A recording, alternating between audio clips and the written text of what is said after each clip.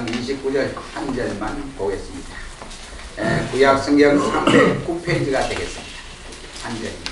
우리 다 같이 한 절 한 목소리로 읽도록. 신명기 29장 29절입니다. 한 절이니까 한 목소리로 읽도록 하겠습니다. 시작. 오묘한 일은 우리 하나님 여호와께 속하였거니와 나타난 일은 영원히 우리와 우리 자손에게 속하였나니 이는 우리로 이 율법의 모든 말씀을 행하게 하시니라. 아멘. 찬양대 찬양으로 영광을 돌리겠습니다.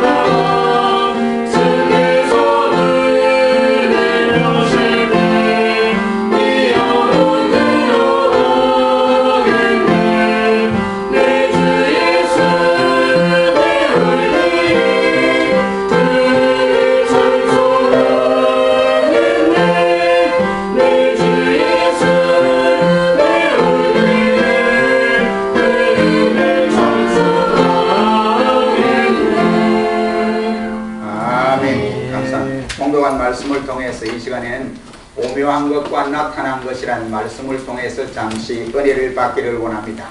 오늘 본문 말씀에 보면 모세 나이가 80세가 됐다 했습니다. 이 80세 노당에 하나님께서 느닷없이 모세에게 나타나서 모세야, 내 백성 이스라엘 백성이 저 애굽에 있지 않느냐, 애굽에 가서 내 백성을 인도하여 내라고 말씀을 주셨습니다.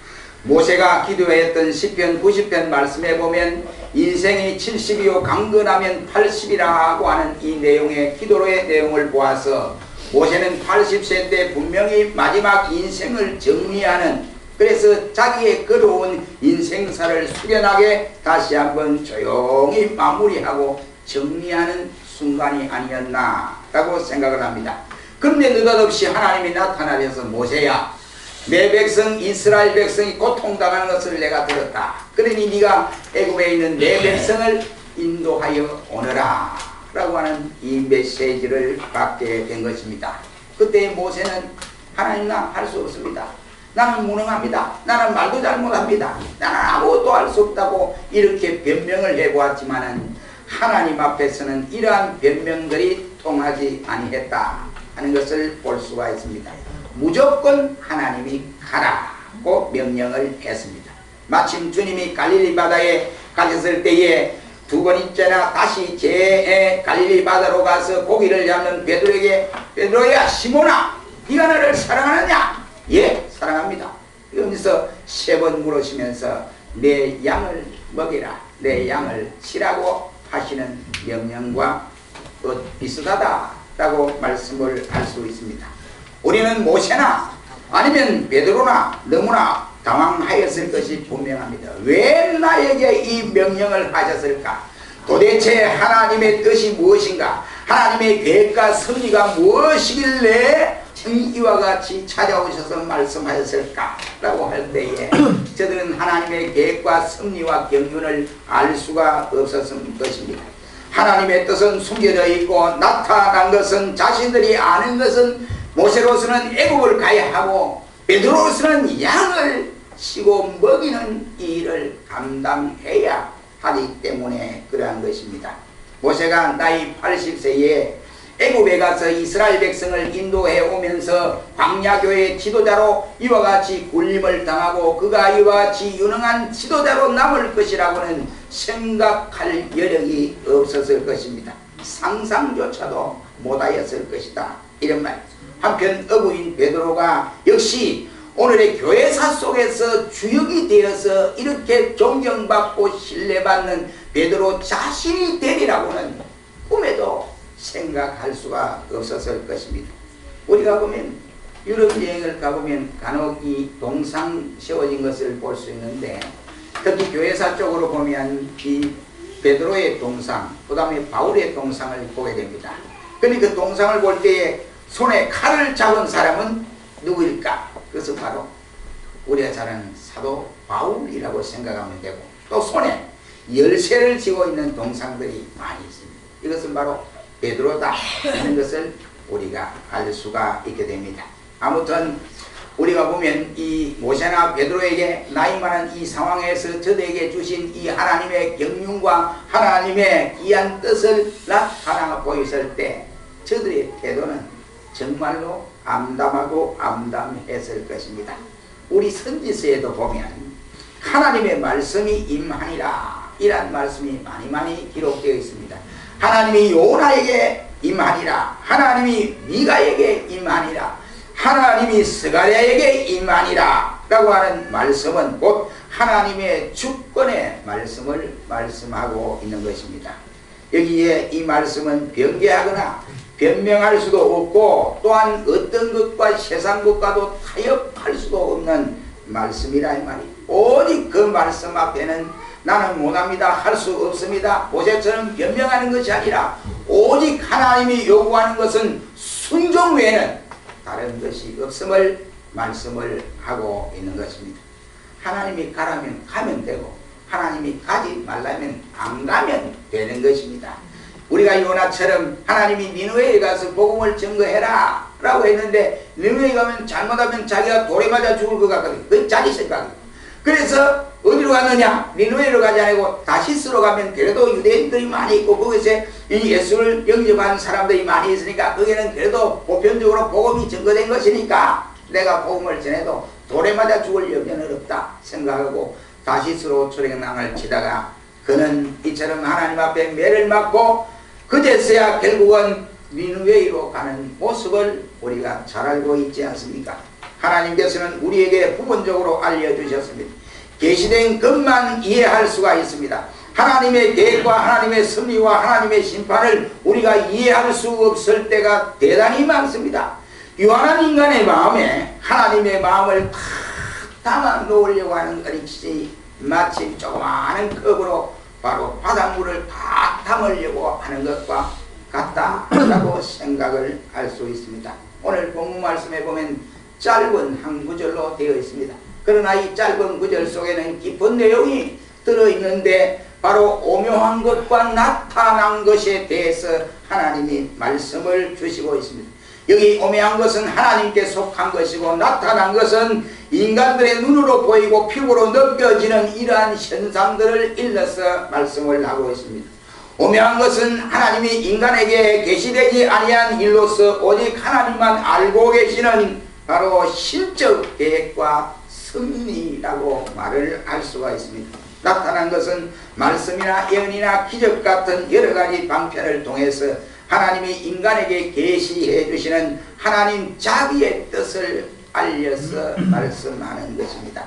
여기 나타나는 이런 말씀이나 예언이나 기적 같은 여러 방편을 통해서 인간에게 하시고자 하는 뜻을 밝혀 보이는 하나님의 뜻을 알려드리는 말씀입니다.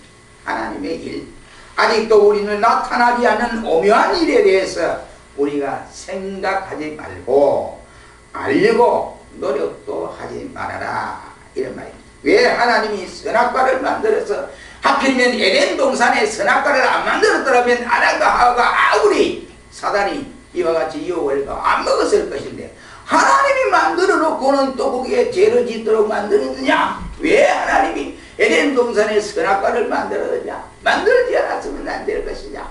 이런 생각을 하지 마라 이런 말입니다. 또 어떤 말입니까? 또 하나님께서 이와 같이 예수님이 재림한다. 우리가 벌써 60년대 재림한다 이것이 벌써 이제 2000년이 지나가고 있는데 예수님 재림은 뭐 현상도 보이지도 않고 이 재림은 그 뭐하라고 재림하느냐? 재림은 언제 합니까? 네, 정확하게 가르쳐 주십시오. 이럴 필요도 없다 이런 말이에요. 응? 예수님에게 베드로가 묻습니다. 예수님, 요한이 지금 앞으로 어떻게 됐습니까? 물었거든요. 그때 예수님은 요한에 대해서 쭉 말씀하죠. 옆에는 요한이 알아서 내가 알아서 할 거 니는 네 알리면 잘해라 이런 말을 한 거예요. 그러니까 예수님이 밝혀놓지 아니한 일을 우리가 굳이 이와 같이 알려고 신경 쓰지 말아요. 가르주다. 예수님께서 12제자 가운데 가르주다를 선택하지 아니하면 예수님에게 은삼세 팔아넘기지도 않을 것이고 제자라고 하는 이 일에 수치감을 당하지도 않을 것인데 예수님이 12제자 중에 가르주다를 선택해놓고 가르주다가 그렇게 하니까 그렇게 된 게 예수님이 아예 그 가르주다를 빼버렸더라면 괜찮을 것을 왜 그랬느냐 라고 엉뚱한 생각을 하지 말아라. 성경에서 나타나는 하나님의 계획과 경륜 하나님 자기 뜻이 밝혀진 것 외에는 우리가 알려고 더 긁어서 뭘 해보려고 세상적인 방법으로 이렇게 해서는 아니 된다. 이런 말씀이 되겠습니다. 우리의 생활 면에서도 똑같은 원리라고 할 수가 있습니다.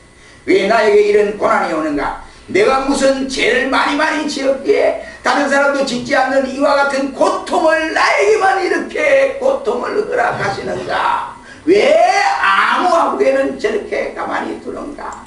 나보다 더 죄 많이 짓구만. 그래도 하나님이 못 들은 척 주무시는 척 가만히 계시는가 등등 이렇게 하지 말아라 이 말이죠. 베드로가 조금 전에 말을 했습니다만 자기 걱정을 해야 돼요. 베드로가 자기 걱정을 해야 되는데 엉뚱하다는 거예요.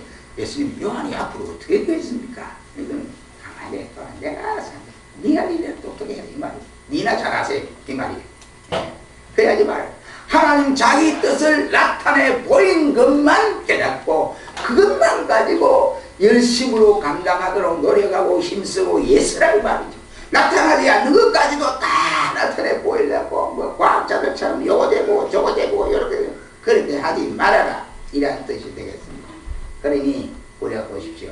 신경 쓰지 말아라. 한마디로 이 말 한마디로 말하면 하나님의 일, 오묘한 일과 남의 일에 대해서 신경을 쓰다 보면 내 할 일을 잊어버리게 되어지는 것입니다. 예수님이 포도원 비유에 대해서 말씀을 합니다. 아침 9시, 그 다음에 12시, 오후 3시, 그리고 오후 5시에 포도원에 일할 사람 품꾼을 데리고 왔습니다. 그럼 데려와서 이제 6시가 돼서 싹을 줘야 되지 않습니까? 노동비를 줘야 되는데 9시에 온 사람이나 5시에 와가지고 1시간 일한 사람이랑 똑같이 준 거예요. 그러니까 여러분 같으면 어떻겠습니까? 여러분 같으면 감사합니다. 이기라도 주시니 고맙습니다. 이러겠습니까? 그 사람이 바로 되죠. 왜?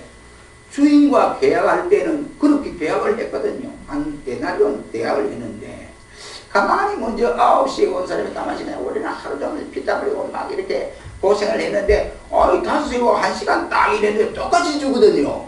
왜 저 사람은 왜 똑같이 줍니까? 우리 먼저 와서 이렇게 열심히 일을 했는데 저 사람 1시간 딱 일하고 그만 퇴근을 하는데 왜 그럽니까? 했더니 예수님 하시는 말씀 비유로 그 사람하고 너와 나와 계약할 때 어떻게 했냐? 내가 너한테 잘못했겠느냐? 없지 않느냐?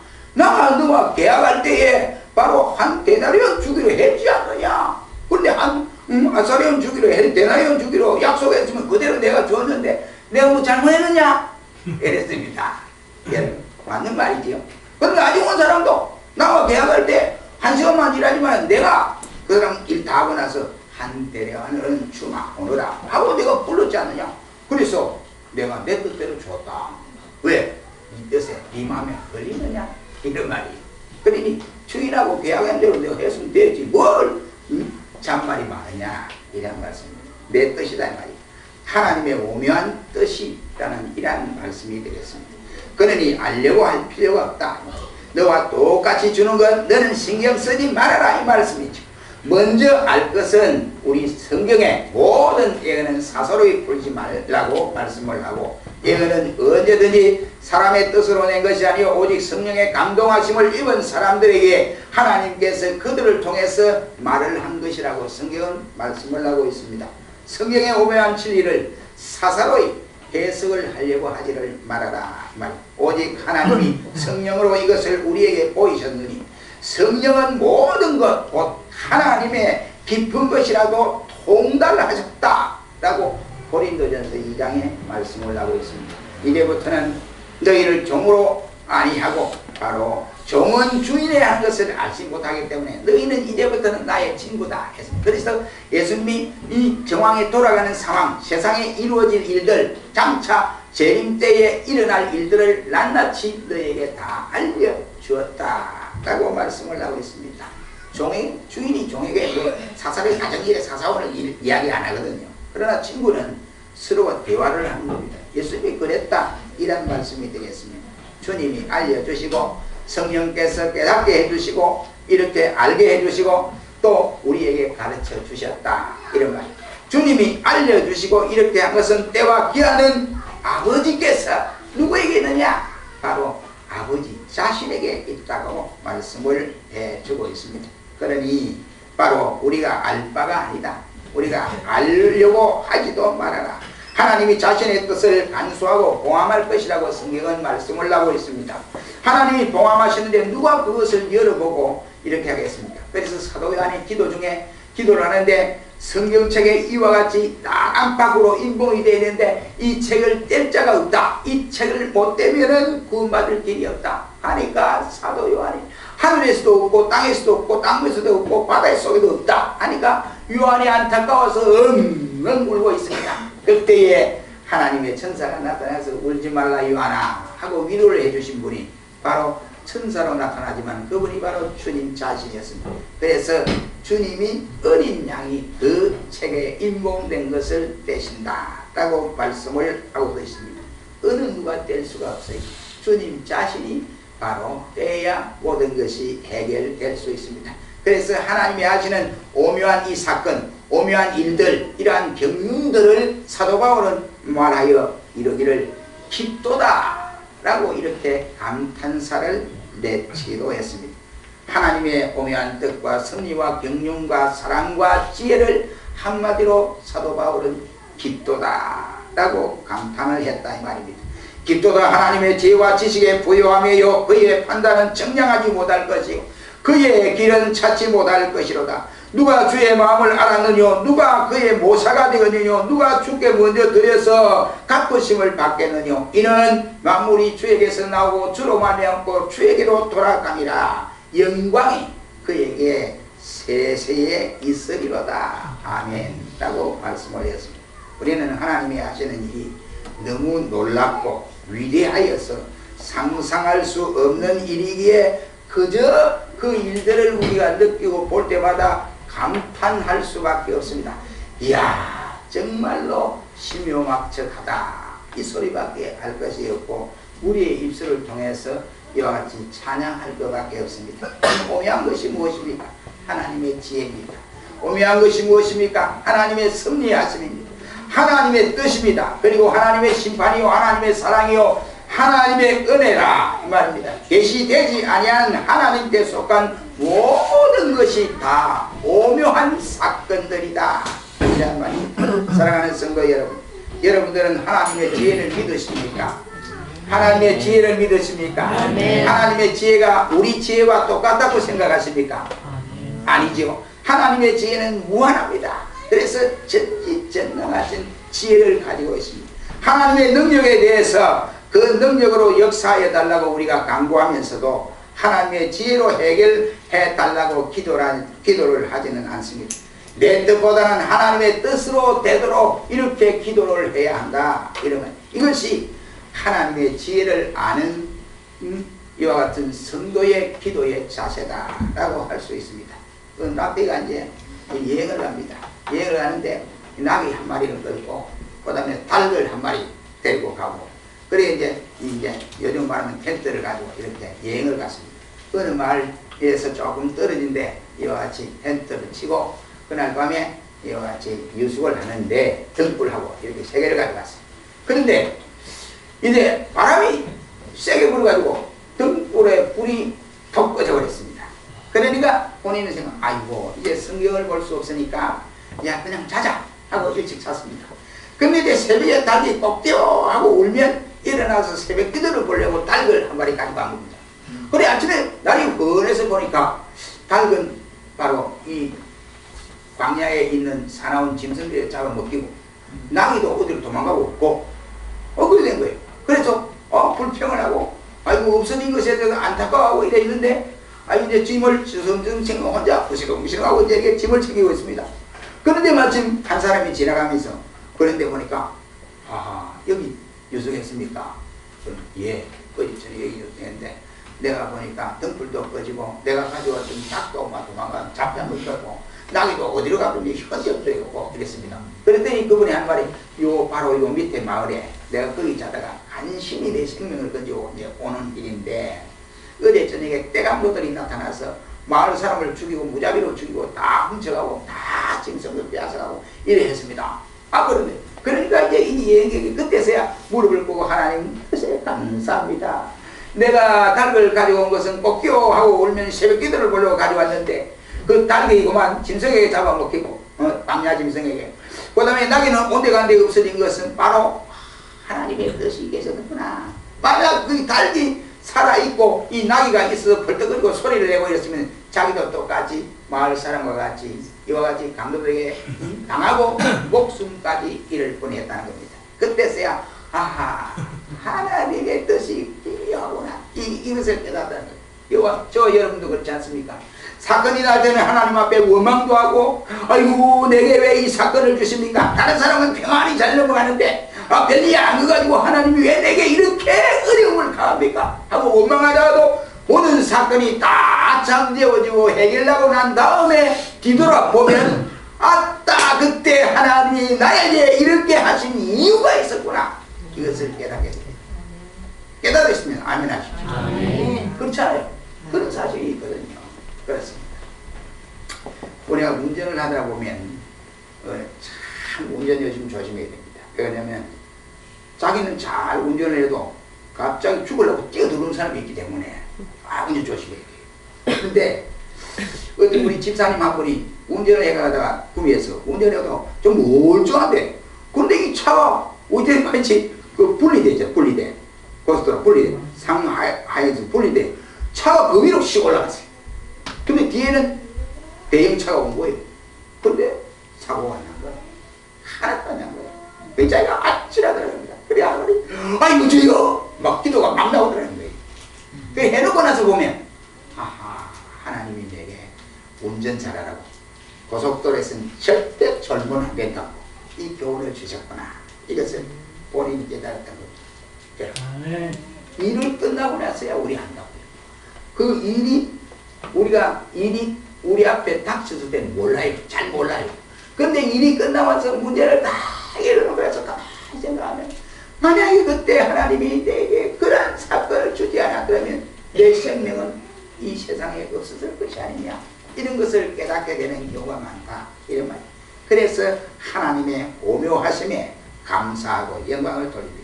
사랑하는 성도 여러분, 그래서 성도에게는 어떤 사건이든지 우연히 일어난 사건이 없다. 이겁니다. 믿어집니까? 우연히 일어난 사건은 없습니다. 사건 배후 속에는 그 사건을 통해서 하나님이 우리에게 깨닫게 하는 필연적인 사건으로 우리에게 다가오게 하신다. 이런 말. 그래서 사도 바울을 보면 다메섹 도상에서 부활하신 예수님을 만나고 그가 변화를 받고 이방인의 사도로 선택함을 받았습니다. 그 바울이 처음에는 그 사울이죠. 처음에는 그 이름이 변화되기 전에 사울이었는데 이 사울이 자기가 이방인의 사도로 부름을 받게 될 것이다 꿈에도 생각하지 않았어요. 그는 유대계의 열심 당원으로 일을 하겠다 이렇게 생각한 사람이에요.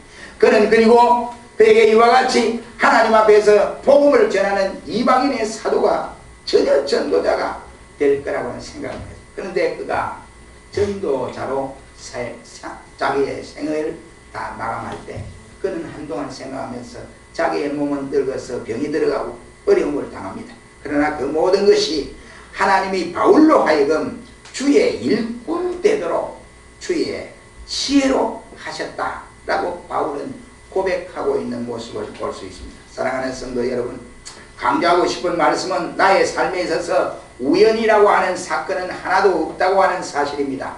모든 일에 하나님이 감추어진 그 사건 속에 뜻이 있다, 이러한 사실이라는 말입니다. 하나님의 섭리는 나를 향하여 바로 경건은 한마디로 말해서 오묘하다라고 표현할 수 있습니다. 모든 물이 제각기 흐르는 것 같지만은 다 같이 어디로 모입니까? 바다를 향하여 모여들게 되는 것입니다. 물이 굽이 쳐서 이쪽에서도 흐르고 저쪽 이와 같이 산속에서도 흐르지만 결국은 굽이 흘러서 어디에 모이냐면 바다라고 하는 곳에 흘러 들어가게 되는 것입니다.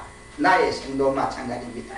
바로 나의 인생의 길이 바로 그러하다 말이에요. 하나님의 뜻대로 흘러서 마지막 종착역에는 하나님 자신의 하시고자 하는 일들이 분명히 나를 통해서 이루어 가신다 하는 것을 깨달을 수 있게 됩니다. 그래서 시작을 하신 이가 끝을 맺는 이러한 모습을 하나님의 일을 통해서 알 수가 있습니다. 세상을 살다 보면 우리가 질병에 걸릴 수도 있고, 세상을 살다 보면 때로는 입원을 하기도 하고 수술을 해야 하기도 하고 사업에 실패할 때도 있습니다. 또 온 재산을 다 날려버릴 때도 있고 사기를 당할 때도 있습니다. 나의 주변의 모든 사람이 다 떠나서 홀로 외롭고 괴로울 때도 없지 않아 있습니다. 여러분 요셉을 보십시오. 그의 형이 미움을 받고 형들에 의해서 애굽으로 팔려갔습니다.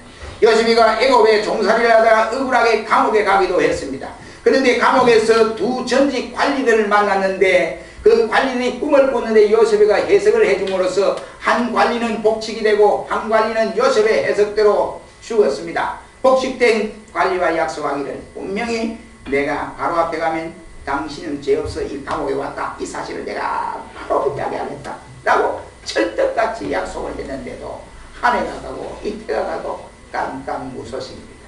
그래서 하나님이 조종을 하시게 되는 모습을 볼 수 있습니다.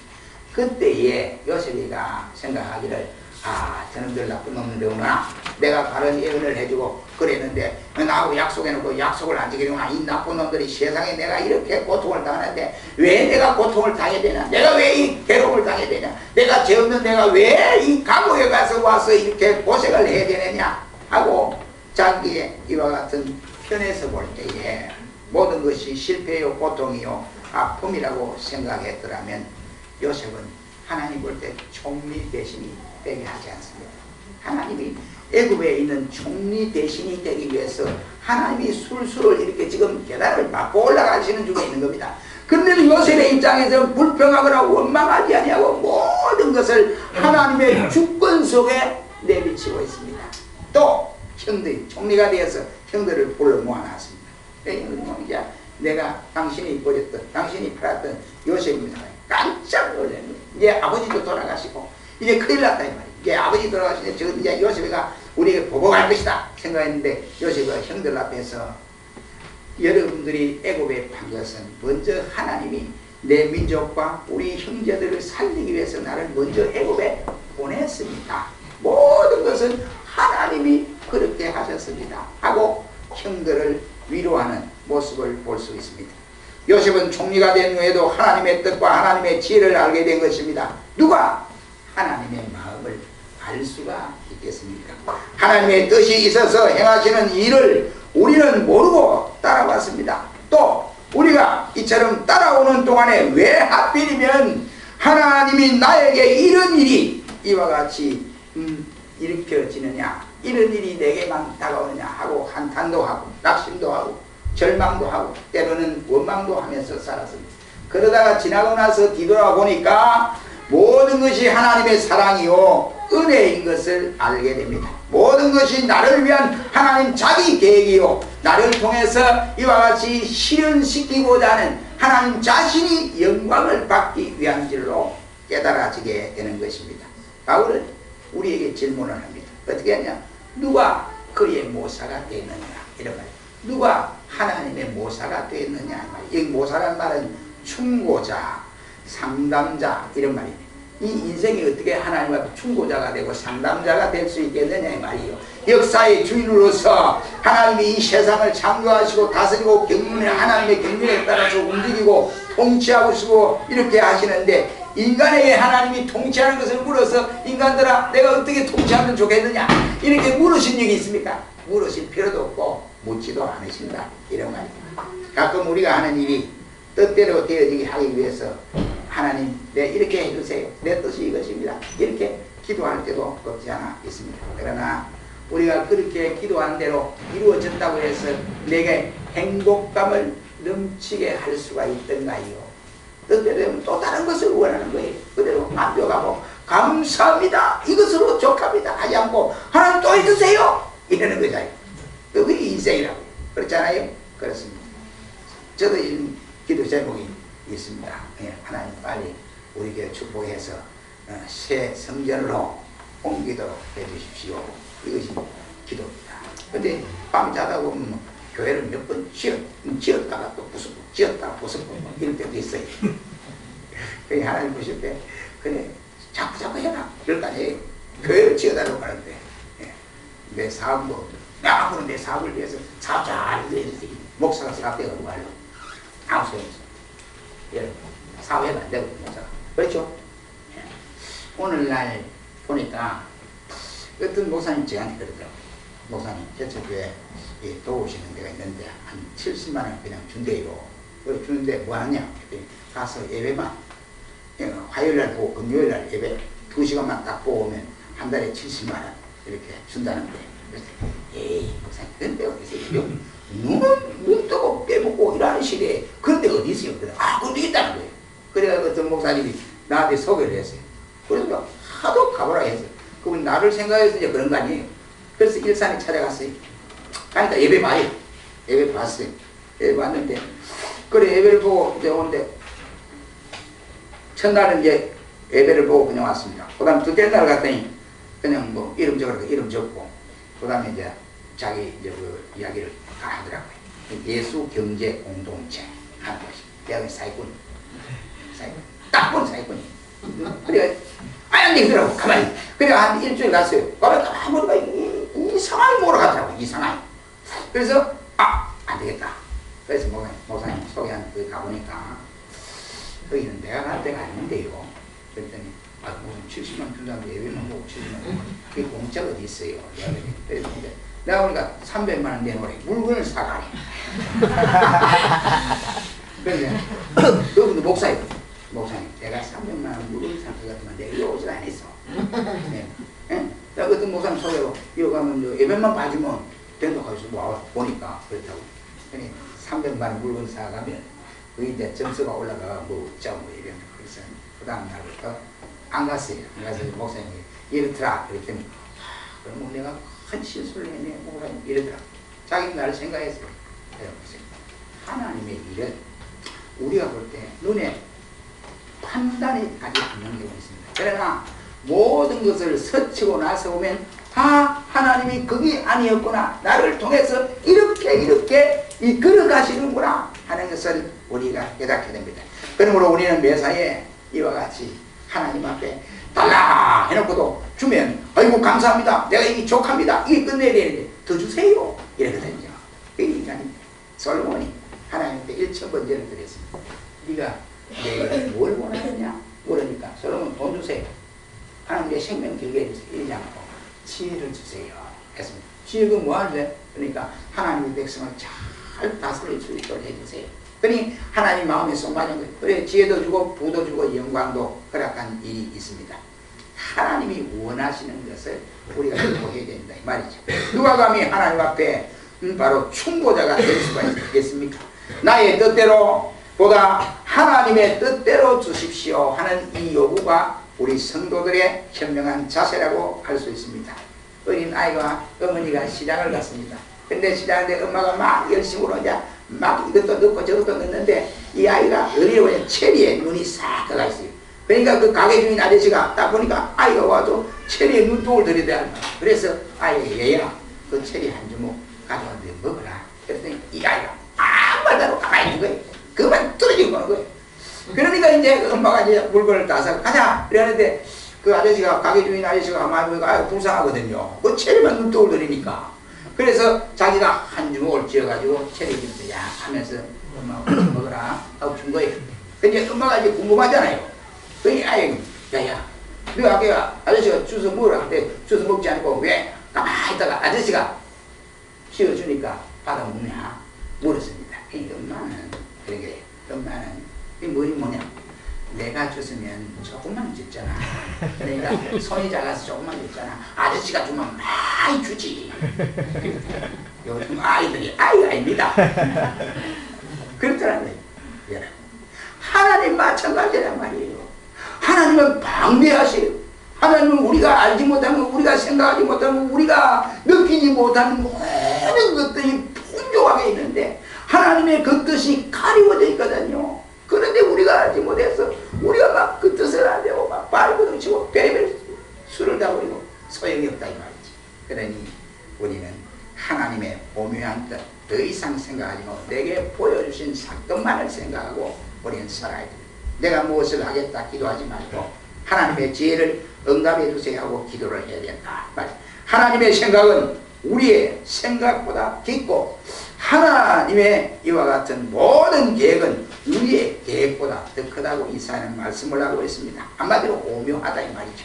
모세는 이스라엘 백성들에게 하나님의 무한한 영적인 지혜가 오묘한 것과 나타난 것 두 가지로 분류해서 말씀을 합니다. 이스라엘아 들으라. 하나님이 우리에게 하나님 잘 섬기라고 했다. 너희가 하나님을 잘 섬기지 않으면 우상을 숭배하면 너희 백성은 결국 하나님의 책망을 받을 것이다 라고 말씀을 하고 하나님이 우리 민족에게 이와 같이 구원이라고 하는 엄청난 사실을 약속했다. 그러니 너희는 지키고 살아가라 라고 말씀합니다. 우리가 알 필요가 없는 것은 덮어버리고 넘어가자. 억지로 풀지 말자 이 말이야. 하나님이 우리에게 보여주신 것만 알자 이 말이야. 사랑하는 성도 여러분, 주신 말씀은 우리에게 바로 속한 것입니다. 성령께서 우리에게 깨닫게 하는 마음도 주셨습니다. 하나님 말씀을 깨닫는 만큼 감사하고 하나님의 사랑도 우리가 알게 되어짐을 봅니다. 하나님의 말씀을 믿게 한 것 엄청난 특권 중에 특권이라고 할 수 있습니다.